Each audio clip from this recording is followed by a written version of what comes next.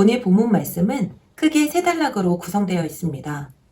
첫째는 성전의 운명에 대한 경고와 질문, 둘째는 예루살렘과 시대의 끝을 알리는 징조들, 마지막으로 셋째는 제자들의 운명입니다. 먼저 본문 5절부터 보면 어떤 사람이 성전의 아름다움에 대하여 말하고 있습니다. 여기서 아름다운 돌은 성전 건축물을 뜻하고 헌물로 꾸민 것은 성전에 드려진 거룩한 예물이나 장식품을 뜻하는 것이었습니다. 예수님 당시의 성전은 헤롯이 기존 성전을 확장하고 재건축한 것으로 로마의 영향을 받아서 그리스 신전 건축 양식이 도입되었었습니다. 당시 지중해와 중근동 지역에서 최고의 건축물로 손꼽힐 정도로 헤롯 성전은 아름다웠고, 당시 유대 랍비들은 이 성전을 보지 못한 자는 아름다움이 무엇인지 알지 못한다 라고 할 정도로 극찬을 했습니다.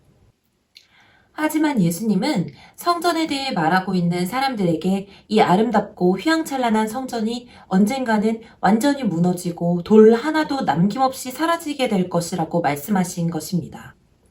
이 말씀에 놀란 사람들은 예수님에게 이 일이 언제 일어날 것이며 또 어떠한 징조가 있을 것인지에 대해 물어봅니다.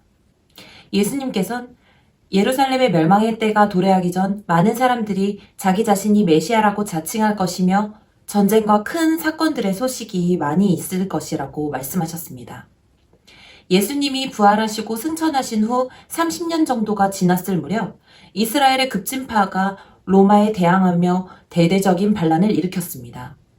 물론 이 반란의 원인은 유대 총독으로 있던 사람들이 폭정을 행하던 탓에 있었습니다. 성전에 바쳐진 헌금까지 압류하는 바람에 유대인들의 불만은 걷잡을 수 없는 폭동으로 번져버렸습니다. 반란의 본거지는 예루살렘이었습니다.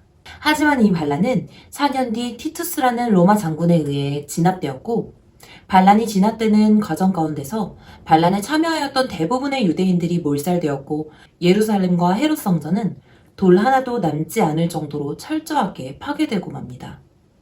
이어 예수님은 예루살렘의 멸망뿐 아니라 이 세상의 멸망의 징조에 대해서도 언급하십니다. 10에서 11절 말씀을 보면 땅에서는 전쟁과 큰 지진과 기근과 전염병이 일어날 것이며 하늘에서도 크고 무서운 징조들이 벌어지게 될 것이라고 말씀하고 있습니다.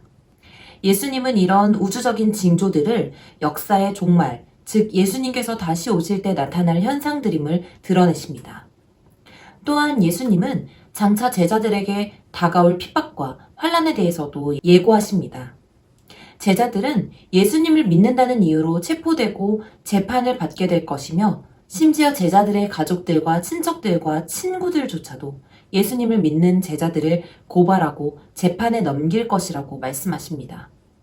가장 가까운 사람들에 의해 목숨까지도 잃게 될 제자들의 미래가 아주 비극적입니다.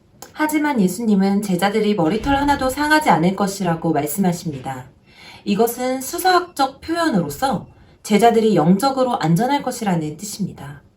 예수님을 따르는 제자들은 영생을 얻었기 때문에 어떠한 핍박도 그들을 궁극적으로 해할 수 없을 것입니다. 우리 모두가 마지막 때를 살아가는 만큼 영적으로 항상 깨어있기를 원합니다. 시대를 잘 분별하고 예수님이 오시는 그날을 잘 대비해야 할 것입니다. 기름을 잘 준비한 슬기로운 5 처녀와 같이 신랑이 오실 것을 기억하며 기다리는 우리 모든 선생님들 되시기를 주님의 이름으로 소망합니다.